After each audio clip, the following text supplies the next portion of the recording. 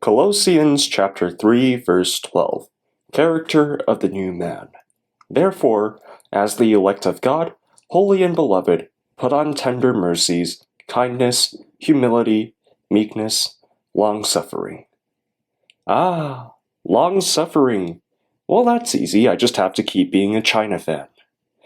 Oh, that'll keep me suffering for decades to come. All of you seem to love it whenever I talk about the China national team, so let's do that again. Before the third round started, I stated that China played in 2 days, so I had 2 days of happiness left. I have never been more spot on. Our first match of the third round of qualifiers was away to Japan. Now, I didn't expect much from this match and would have been happy if we had just lost by less than 4 goals. And even before the match, Ivankovic was making plenty of asinine choices. For example, playing a back four when our backline is known for being shaky. Not only that, for some reason he played Jiang Shenlong, one of our best defenders, as a midfielder, for reasons well beyond me. China started the match decently, largely holding the Japanese attack at bay. As long as we keep this up, we might actually get a positive result.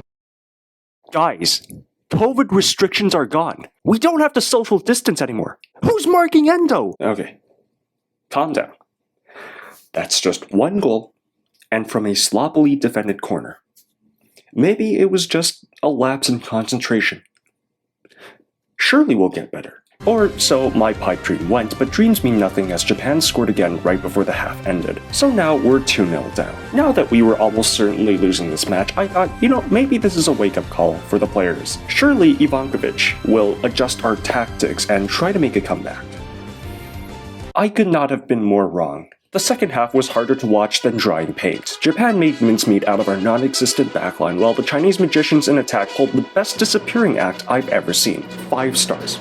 10 out of 10. Would recommend to any viewer looking for anything that isn't football. To tell you just how bad our attack was, we had 1 shot all game, and it wasn't even on target. Zhang Yuning took it, and my guy set that ball all the way back to China. All while this was happening, Japan's midfield was casually playing passing games in the Chinese half, making our players look like 11 training cones. And look, if it isn't my favorite Chinese midfield, nothing compares to Shandong's best and an out-of-position defender. The 2009 Barca's midfield consistently lose the ball every 20 nanoseconds? I think not. When we play this amazingly terrible midfield, is it any surprise that we only had 1 shot all game long? Seemingly every time we won the ball back, our players would immediately pass it straight to a Japanese player right outside our box. As a result, we barely got out of our own half. Even Japanese Onana couldn't help us, but how could he when we spent about 2 seconds in total in Japan's penalty box? There wasn't a single good performance on the Chinese team. I had no expectations going into this match, but our team was a bigger mess than the new Champions League format. Croatian Ten Hag's non-tactics did not help at all, as when the second half started and we needed goals, he subbed off one of our wingers for a fullback. Oh, and when we fall even further behind, why not sub off our top scorer and one of our most dangerous forwards for some washed Brazilian rejects? Such good finishers that they finished whatever hope we had left. Rock bottom expectations, but Ivankovic found a shovel. There was nothing good about this game, only passes that went nowhere, attacking sequences ending before starting, and defenders running like they were wearing lead boots. I really woke up at 3 a.m. to witness this disaster class, ending with us losing 7-0. That's right, 7-0. In second half, the way they considered goals faster than how Johnny Sins humps his girlfriends. To remind you how bad this was, this game was 1 disallowed goal away from matching China's worst ever defeats. Not a single player on the pitch deserved to wear the shirt that night. A team of infants would have done better. No, scratch that. A team of 11 ants would have put up a better fight. It doesn't end there, though, because Indonesia drew with Saudi Arabia and Bahrain pulled off an upset win over Australia, meaning not only have China been utterly humiliated, now our 2 most likely competitors for 4th place both have a head start on us. I just want to ask, how is everything going wrong all at once? So now that we've witnessed China cooked, roasted, deep-fried, boiled, chewed and spat out by Japan, what's next? And can things get any worse? Well, going into the Saudi match, it seemed that they couldn't. China played much better and even took the lead off a corner. It got better as immediately after conceding, Saudi Arabia went down to 10 men. So it should be smooth sailing from here. But remember, we are talking about the China national team here. Once again, a corner kick proves to be our undoing as Saudi Arabia equalized. Surprisingly, China got the better chances with Wu Lei nearly giving us the lead again. Both sides go at each other's throats, but with more non-existent finishing than Chelsea's forwards, the game would end in a deadlock. Some things never change, do they? China throw away the lead, Saudi Arabia score a last-minute winner. What else is new? I'm tired, boss. Seriously, how did we get here? San Marino won their first ever competitive game. On the same day we got eviscerated by Japan. Even forfeiting the match would have been better. How have we fallen this far? Now, on a more analytical level, what do I think about these two matches? For one, there was nothing redeeming about the Japan match. Asinine decisions and substitutions galore.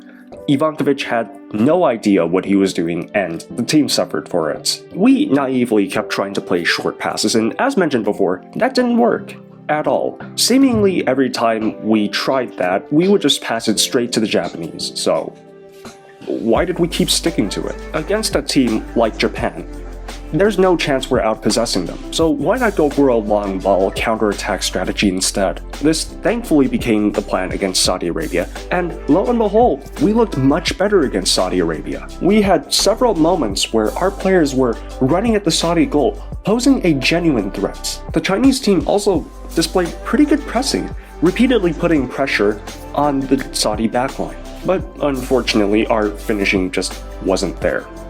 And did I mention the team is allergic to properly defending corners? Ivankovic got the general idea right against Saudi Arabia, but what completely baffled me was his passiveness. Subbing off Tyus Browning at halftime, taking off Wu Lei for Zhang Yuning a short while later, and then 0 substitutions until the 87th minute. Considering how our players tend to be unfit, or at least less fit than athletes from other countries, that really makes no sense. It's been seen, time and time again, that China's players can't last a full match. They become gassed well before 90 minutes. So why was Croatian Ten Hag so stubborn about not subbing off visibly tired players? There was a moment when Zhu Chenjie and Xie Wendeng both went down injured at the same time, with the latter even being stretchered off, and minutes later, we concede the winner. Ivankovic should have reacted way faster, and figured out that our players just don't have the stamina to last that long. I know we were always going to be the underdogs against Saudi Arabia, but come on.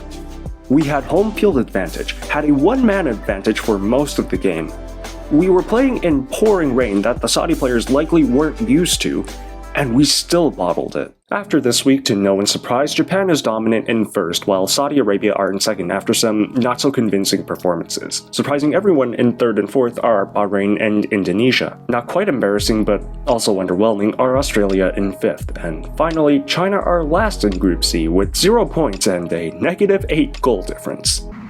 I'm in danger! After all is said and done, I would be surprised if Ivankovic wasn't sacked. I don't know how the situation will develop in the next few days because I'm recording this right after the Saudi match, but I think at the latest he'll be sacked by the next international window. But who knows, it also kinda depends on how the FA sees our loss to Saudi. Was it evidence of us being terrible at defending set pieces, or will they conclude that we actually did okay and luck just wasn't on our side that day? I beg of you, Chinese FA.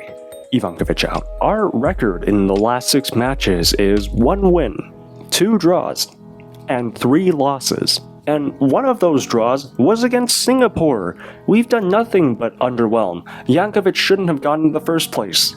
Enough is enough. At this point, I don't exactly expect us to qualify for the World Cup, but we can't let this campaign go to waste either. We could use this campaign to develop younger talent, give some of our more inexperienced players more playing time so that we have a better shot the next time around. You know, at least do that. Don't just use our campaign to embarrass ourselves. Why would you do that? But what do you think? Should Ivankovic go or stay? Do China still have hope for this campaign? No, we don't. If you like this video, like and subscribe, follow my Twitter, yada yada yada, and I'll see you next time. Take care.